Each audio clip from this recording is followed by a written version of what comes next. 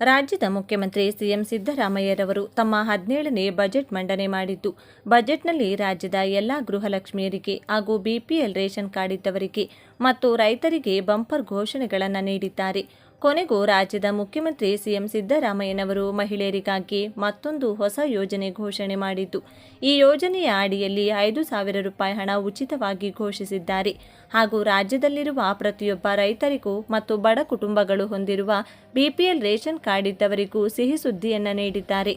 ಹಾಗೂ ರೈತರಿಗೆ ಮತ್ತು ಮಹಿಳೆಯರಿಗೆ ನೀಡಿರುವ ಬಂಪರ್ ಕೊಡುಗೆಗಳು ಏನು, ಅದರ ಬಗ್ಗೆ ಕಂಪ್ಲೀಟ್ ಆಗಿ ತಿಳಿದುಕೊಳ್ಳಲು ವಿಡಿಯೋವನ್ನು ತಪ್ಪದೇ ಕೊನೆವರೆಗೂ ನೋಡಿ. ಕೃಷಿ ಉತ್ಪನ್ನ ಮಾರುಕಟ್ಟೆ ಸಮಿತಿಗಳ ಕಾರ್ಯಚಟುವಟಿಕೆಗಳನ್ನು ಸಂಪೂರ್ಣ ಡಿಜಿಟಲೈಸ್ ಮಾಡಲು 10 ಕೋಟಿ ರೂಪಾಯಿ ವೆಚ್ಚದಲ್ಲಿ ERP ವ್ಯವಸ್ಥೆಯನ್ನು ಜಾರಿಗೊಳಿಸಲಾಗುವುದು. ನಬಾರ್ಡ್ ಸಂಸ್ಥೆಯ ಸಲಹೆಯಂತೆ ಪ್ರತಿ ಜಿಲ್ಲೆಯಲ್ಲಿ ಜಿಲ್ಲಾ ಸಹಕಾರ ಕೇಂದ್ರ ಬ್ಯಾಂಕ್ ಸ್ಥಾಪಿಸಲು RBIಗೆ ಪ್ರಸ್ತಾವನೆ ಸಲ್ಲಿಸಲಾಗುವುದು. ಜಲಸಂಪನ್ಮೂಲ ನದಿಗಳು ನಮ್ಮೆಲ್ಲ ಮಾನವ ಸಮಾಜ ಮತ್ತು ಸಂಸ್ಕೃತಿಗಳ ಜೀವವಾಹಿನಿ. ಅವು ಕೊಳಕಾದರೆ, ಅವು ಬತ್ತಿದರೆ ನಮ್ಮ ಉಸಿರು ಉಡುಗುತ್ತಾ ಒಂದಂತೆ. KP ಪೂರ್ಣಚಂದ್ರ ತೇಜಸ್ವಿ. ಕರ್ನಾಟಕದ ಬಹುನಿರೀಕ್ಷಿತ ಮೇಕೆದಾಟು ಯೋಜನೆಗೆ ಸಂಬಂಧಿಸಿದಂತೆ ತಮಿಳುನಾಡು ರಾಜ್ಯವು ಮಾನ್ಯ ಸರ್ವೋಚ್ಚ ನ್ಯಾಯಾಲಯದಲ್ಲಿ ಸಲ್ಲಿಸಿದ್ದ ತಕರಾರು ಅರ್ಜಿಗಳು ವಜಾಗೊಂಡಿರುವುದು ಕರ್ನಾಟಕಕ್ಕೆ ಮಹತ್ವದ ಕಾನೂನು ಜಯವಾಗಿದೆ. ಈ ತೀರ್ಪಿನ ಹಿನ್ನೆಲೆಯಲ್ಲಿ ಯೋಜನೆಯ ಪರಿಷ್ಕೃತ ವಿಸ್ತೃತ ಯೋಜನಾ ವರದಿಯನ್ನು ಶೀಘ್ರವೇ ಸಿದ್ಧಪಡಿಸಿ ಅನುಮೋದನೆಗೆ ಹಾಗೂ ಅರಣ್ಯ ಪ್ರದೇಶದ ಬಳಕೆಗೆ ಕೇಂದ್ರ ಸರ್ಕಾರಕ್ಕೆ ಪ್ರಸ್ತಾವನೆ ಸಲ್ಲಿಸಲಾಗುವುದು. ಎತ್ತಿನಹೊಳೆ ಸಮಗ್ರ ಕುಡಿಯುವ ನೀರಿನ ಯೋಜನೆಯ ಮೊದಲನೇ ಹಂತದ ಏತ ನೀರಾವರಿ ಕಾಮಗಾರಿಗಳನ್ನು ಯಶಸ್ವಿಯಾಗಿ ಪೂರ್ಣಗೊಳಿಸಿ ಲೋಕಾರ್ಪಣೆ ಮಾಡಲಾಗಿದೆ. ಎರಡನೇ ಹಂತದಲ್ಲಿ ಬಾಕಿ ಇರುವ 18.73 ಕಿಲೋಮೀಟರ್ ಉದ್ದದ ಕಾಲುವೆ ಕಾಮಗಾರಿಗಳನ್ನು ಶೀಘ್ರವೇ ಪೂರ್ಣಗೊಳಿಸಲಾಗುವುದು. ಹೆಚ್ಚುವರಿಯಾಗಿ ನೀರನ್ನು ಸಂಗ್ರಹಿಸಿ ಸದ್ಬಳಕೆ ಮಾಡಿಕೊಳ್ಳಲು ಕೊರಟಗೆರೆ ತಾಲೂಕಿನ ವಡೇರಹಳ್ಳಿ ಸಮೀಪ 1.2 TMC ಸಾಮರ್ಥ್ಯದ ಸಮತೋಲನ ಜಲಾಶಯವನ್ನು ನಿರ್ಮಿಸಲಾಗುವುದು. ಭದ್ರಾ ಮೇಲ್ದಂಡೆ ಯೋಜನೆಗೆ 5,300 ಕೋಟಿ ರೂಪಾಯಿಗಳನ್ನು ಒದಗಿಸುವ ಬಗ್ಗೆ ಕೇಂದ್ರ ಸರ್ಕಾರದ 2023-24 ಆಯವ್ಯಯ ಭಾಷಣದಲ್ಲಿ ಘೋಷಿಸಿದ್ದರೂ ಸಹ ಇಲ್ಲಿಯವರೆಗೂ ಕೇಂದ್ರ ಸರ್ಕಾರದಿಂದ ಯಾವುದೇ ಕ್ರಮಗಳನ್ನು ಕೈಗೊಂಡಿರುವುದಿಲ್ಲ. ಆದರೂ ರಾಜ್ಯ ಸರ್ಕಾರದ ವತಿಯಿಂದ ಈ ಯೋಜನೆಗೆ 11,343 ಕೋಟಿ ರೂಪಾಯಿಗಳ ವೆಚ್ಚ ಭರಿಸಲಾಗಿದೆ. ಸುಮಾರು 6 ವರ್ಷಗಳಿಂದ ನೆನೆಗುದಿಗೆ ಬಿದ್ದಿದ್ದ ಅಜ್ಜಂಪುರ ತಾಲೂಕಿನ ಅಬ್ಬಿನಹೊಳಲು ಗ್ರಾಮದ ಭೂ ಸಮಸ್ಯೆಯನ್ನು ಬಗೆಹರಿಸಲಾಗಿದೆ. ಇದರಿಂದಾಗಿ 135 ಕಿಲೋಮೀಟರ್ ಉದ್ದದ ಚಿತ್ರದುರ್ಗ ಶಾಖಾ ಕಾಲುವೆ ಹಾಗೂ ಇದರಡಿ ಬರುವ ಫೀಡರ್ ಕಾಮಗಾರಿಗಳನ್ನು 2027ನೇ ಸಾಲಿನಲ್ಲಿ ಪೂರ್ಣಗೊಳಿಸಿ 157 ಕೆರೆಗಳನ್ನು ತುಂಬಿಸಲಾಗುವುದು. ಉತ್ತರ ಕರ್ನಾಟಕದ ಮಹತ್ವಾಕಾಂಕ್ಷಿ ಯೋಜನೆಯಾದ UKP ಸ್ಟೇಜ್ 3 ಯೋಜನೆಯಡಿ ಆಲಮಟ್ಟಿ ಅಣೆಕಟ್ಟನ್ನು 519.6 ಮೀಟರ್ಯಿಂದ 524.256 ಮೀಟರ್ಗೆ ಎತ್ತರಿಸುವ ಕಾಮಗಾರಿಯಿಂದ ಮುಳುಗಡೆಯಾಗುವ ಜಮೀನುಗಳು ಹಾಗೂ ನೀರಾವರಿ ಕಾಲುವೆ ಜಾಲಕ್ಕೆ ಅಗತ್ಯವಿರುವ ಭೂ ಸ್ವಾಧೀನ ಪ್ರಕ್ರಿಯೆಯಲ್ಲಿ ರೈತರು ಮತ್ತು ಸಂತ್ರಸ್ತರ ದೀರ್ಘಕಾಲದ ಬೇಡಿಕೆಗೆ ನಮ್ಮ ಸರ್ಕಾರ ಸ್ಪಂದಿಸಿ ಪರಿಷ್ಕೃತ ಒಪ್ಪಂದದ ದರಗಳನ್ನು ಅನುಮೋದಿಸಿದೆ. ಮುಳುಗಡೆಗೊಳ್ಳುವ ಖುಷ್ಕಿ ಜಮೀನಿಗೆ ಪ್ರತಿ ಎಕರೆಗೆ 30 ಲಕ್ಷ ರೂಪಾಯಿ ಹಾಗೂ ತರಿ ಜಮೀನಿಗೆ ಪ್ರತಿ ಎಕರೆಗೆ 40 ಲಕ್ಷ ರೂಪಾಯಿ ನಿಗದಿಪಡಿಸಲಾಗಿದೆ. ಒಪ್ಪಂದದ ತೀರ್ಪುಗಳ ಮುಖಾಂತರ ಜಮೀನನ್ನು ಸ್ವಾಧೀನಪಡಿಸುವ ಪ್ರಕ್ರಿಯೆಯನ್ನು ಪ್ರಸಕ್ತ ವರ್ಷದಲ್ಲಿ ಪ್ರಾರಂಭಿಸಲಾಗುವುದು.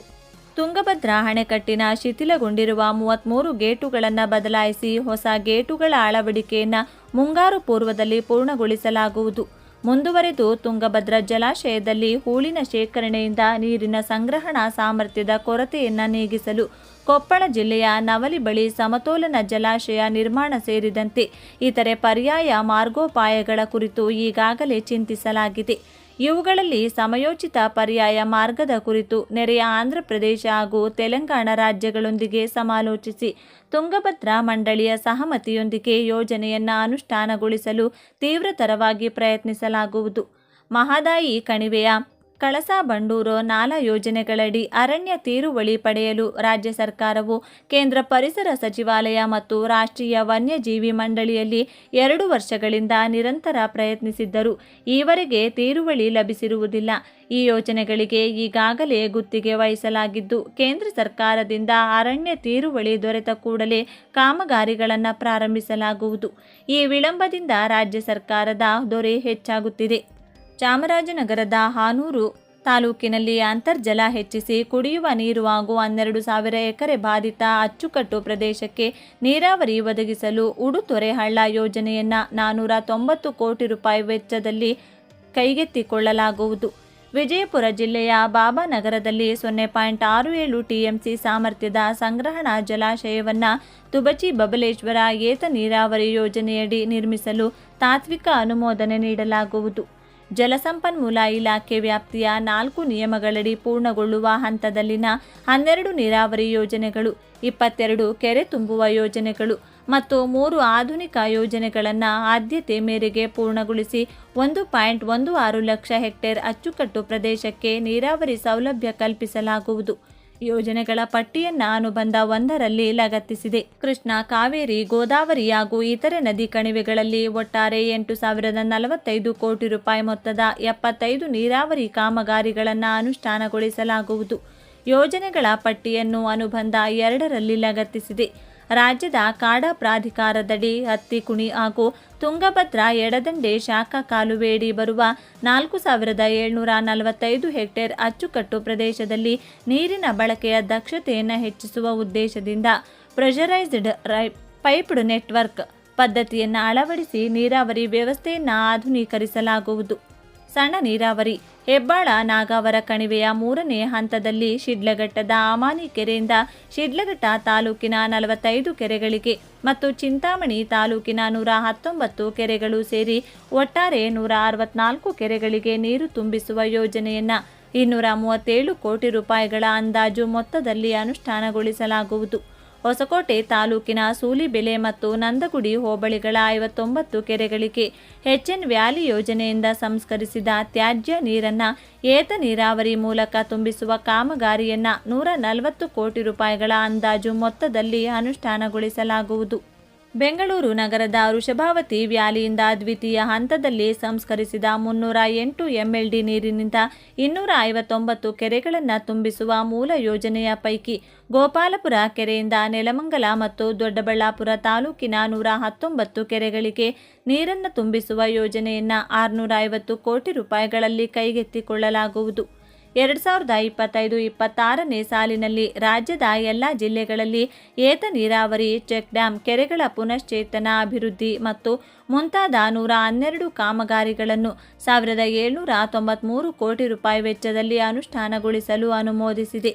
ರಾಜ್ಯಾದ್ಯಂತ ಸಣ್ಣ ನೀರಾವರಿ ಇಲಾಖೆಯ ಅಧೀನದಲ್ಲಿರುವ ಕೆರೆಗಳನ್ನು ಅಭಿವೃದ್ಧಿಪಡಿಸಿ ಸಂರಕ್ಷಿಸಲು ಕೆರೆ ಬಳಕೆದಾರರ ಸಂಘಗಳನ್ನು ಬಲವರ್ಧನೆಗೊಳಿಸಲಾಗುವುದು. ಕೊಪ್ಪಳ ಜಿಲ್ಲೆಯ ಯಲಬುರ್ಗಾ, ಕುಕನೂರು ಹಾಗೂ ಕಲಬುರಗಿ ಜಿಲ್ಲೆಯ ಆಳಂದ ತಾಲೂಕಿನ ಜಿಡಗಾದಲ್ಲಿ 25 ಕೋಟಿ ರೂಪಾಯಿ ವೆಚ್ಚದಲ್ಲಿ ಅಂತರ್ಜಲ ಹೆಚ್ಚಿಸಲು ಕೆರೆಗಳ ಆಧುನೀಕರಣ, ಅಣೆಕಟ್ಟು ಮತ್ತು ಪಿಕಪ್ ಹಾಗೂ ಚೆಕ್ ಡ್ಯಾಂ ಕಾಮಗಾರಿಗಳನ್ನು ಕೈಗೆತ್ತಿಕೊಳ್ಳಲಾಗುವುದು.